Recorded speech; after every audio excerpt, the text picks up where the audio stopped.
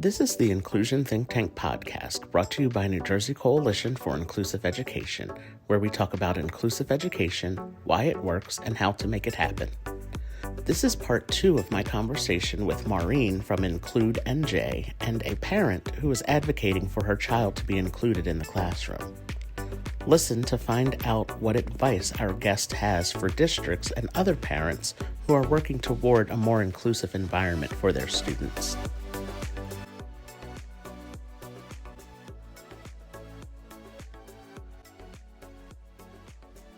So the last question I have, it's kind of a two-part question, and that is, what advice would you offer to districts and what advice would you offer to parents who are seeking to have a more inclusive school environment?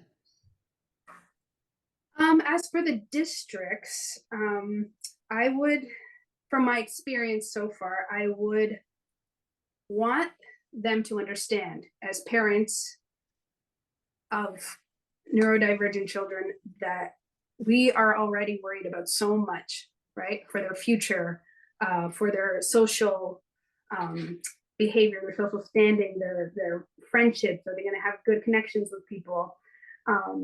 We're already worrying about so much that to have to, for example, in my situation, I feel like to have to almost worry about their day-to-day educational environment now, and worrying about, are they being included? Are they somehow being like separated still every day?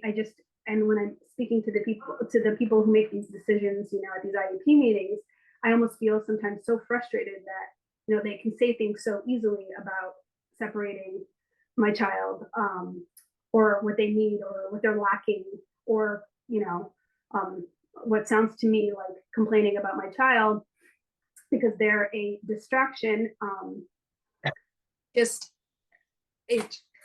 We have enough going on, we don't need that. And the districts should be making it easier for parents to feel that they're part of that school, part of the school community itself, and that our children are being embraced, and that their differences are not causing, the divide, or to further divide them from their peers.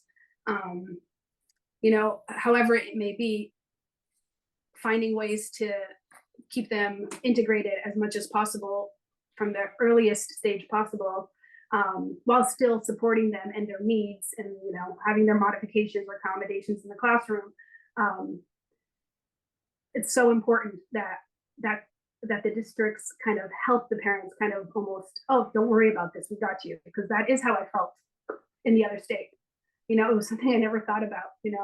We had the support, we had the, it was just, we didn't feel constantly worried and stressed every day about what's going to happen, what's going to happen today, what's going to happen tomorrow, what does the future hold for my child, when all of these things are constantly like they're being separated from all of this day-to-day stuff that in the future they're not going to have that kind of, like, I'm not going to call it a luxury, but no one's going to be separating them from things they're uncomfortable with, and even things like, if you think about bullying, I know that one parent had described that one of the teachers said, well, I had to protect your child from bullying today.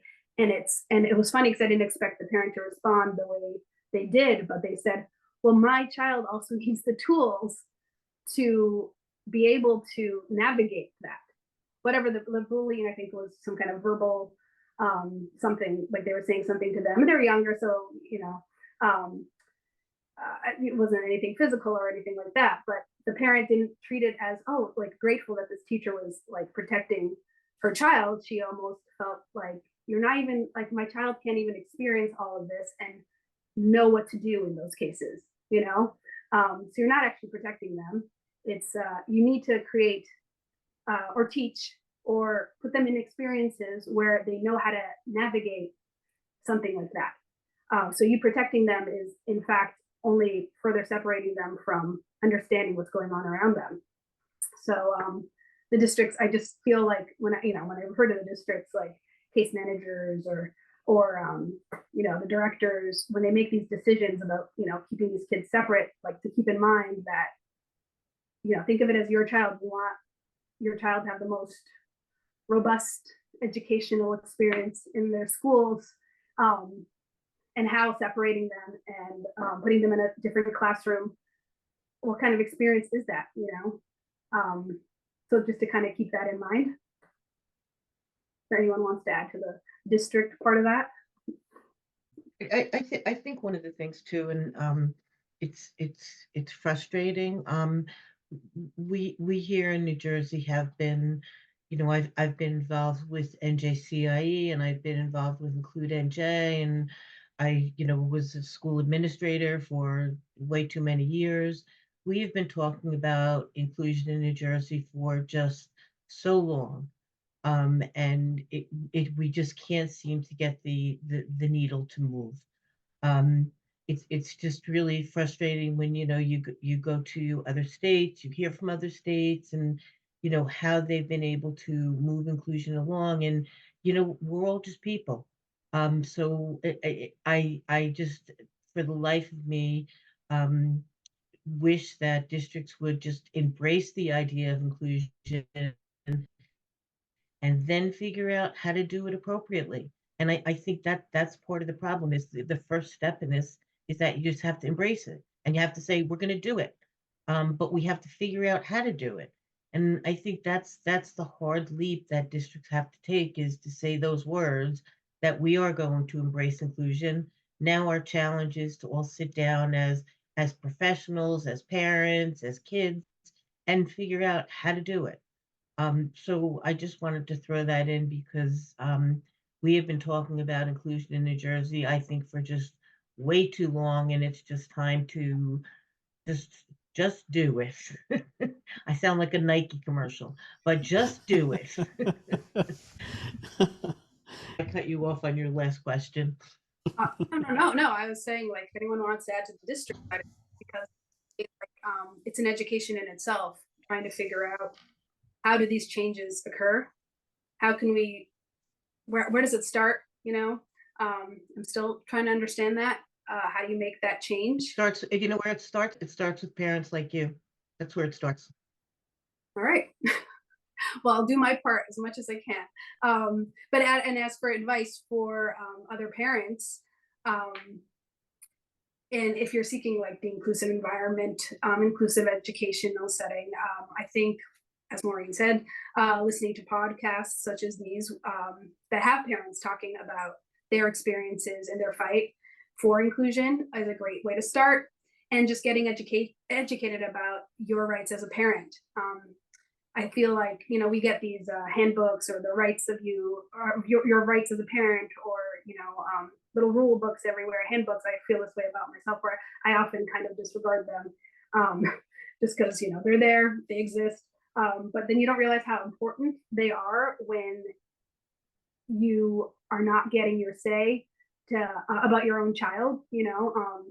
This is kind of the struggle we've had here, where all of a sudden, even like IncludeNJ, right? Maureen is highlighting to me, well, your right as a parent is this, and they can't do this to you, and I didn't know, because I didn't educate myself enough on what my rights as a parent are, or what rights as an individual in special education, what rights these kids, or what rights they have, or what they're entitled to, seeking the advice and help from organizations or advocates for inclusive education in general. I mean, I speak to anybody who will listen to me about it, because I like hearing about other people's experiences as well. And it's like these parents who I didn't even think, oftentimes it has been parents anyway, didn't even think that there were any issues surrounding that kind of thing. But the moment I talk about it, they seem to all have a similar experience here.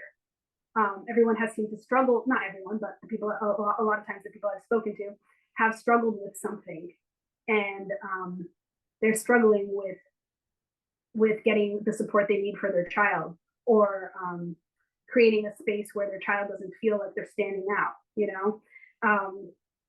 and one of the things that IncludeNJ is going to be starting, is we're going to try to set up parent to parent networks, parent to parent exchanges, so that parents who are all facing the same issues, and there's lots of them out there, that we work with, that are facing the same issues, just have an opportunity to talk to each other. Because a lot of times we talk to parents, we help parents, we educate them, but I think giving parents the option of just talking to another parent who's going through the same thing in another district, and how did you do it, and bouncing ideas off each other. I think there's some real power in that. Oh yeah, I agree. And then just I remember like one of the first things that I was told, I guess from you, and Monica, I think I mentioned it as well from IncludeNJ. Don't agree to anything on your first IEP or whatever. And it's like, no one ever told me that, right? So whenever parents are talking about something, or if their kid needs support, that's like almost like the first thing I say. Like, when I'm working with this organization, the first thing they tell me is don't agree to everything, even if it sounds like so great, it sounds so supportive and helpful for your child. Read it. Reach out to someone who knows about it. Research it on your own, because you don't know what you're agreeing to. In my case, I hadn't been educated enough. I didn't have an organization to reach out to at the time because I didn't know. But we agreed to this because they sold it to us in a way that was like, this is good for your child. But as the time went on and on and on, we were realizing, but you're not treating my child as an individual anymore. And you have to remember that an IEP is an individual. It stands for Individual Education Plan, correct? So I'm just verifying. When it is an individual education plan, and you should really be weary when someone suggests that they should be in a separate classroom, because how do you know that is what my child needs if that's your first thought? My child's needs might be different and might not actually be good for them if you segregate them somewhere in some classroom, in some hallway, at the other end of the building. That might be completely going against what can help them thrive. You know your child the best. So you research, you trust your gut. If you're reading something, you're thinking, they've put this in terms that sound really positive, but it just doesn't sound right for my child. You got to trust that, because as much as I kept saying it, I did second guess myself, because we came to a district that we were told has such great schools, such great special services. This is where you want to be. So I'm like, am I going crazy? Am I sitting here and just, like creating problems that maybe don't exist? Maybe my child really isn't getting all these support services. Maybe it's all in my head that, that the social behavior maybe has regressed. Maybe it's in my head that, they come home and they just seem very frustrated with everything. And then, like I said, when I reached out and Maureen said, no, this isn't all in your head. This is a problem. New Jersey has this problem. Inclusion is not what it should be here. Can I ask one maybe final question? Her child is included for now a good part of the school day. I just want to know from you how you feel about that. I know that it's a process, and your child just kind of started. But how do you feel that you kind of got what you felt was right for your child? I feel that this is what that will benefit the most. Working with the people who make the decisions from the district side, they have not made me feel comfortable with this kind of decision that we want. Like, this is what we want for our child in an integrated classroom.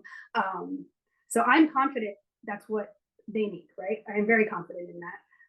What I worry about the most, and what makes me uncomfortable about it, is that I don't know that the school side is prepared to be as supportive as they need to be for them, because it almost feels like they're unprepared because integration is not a priority.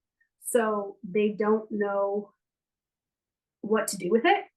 I just feel like the way they word everything when we fight for this inclusion, it just feels very unprepared and just very just like annoyed, like some kind of distraction. And I am confident that's what he needs, but I need, like I said, for my other state, I need to feel that they're confident in that as well.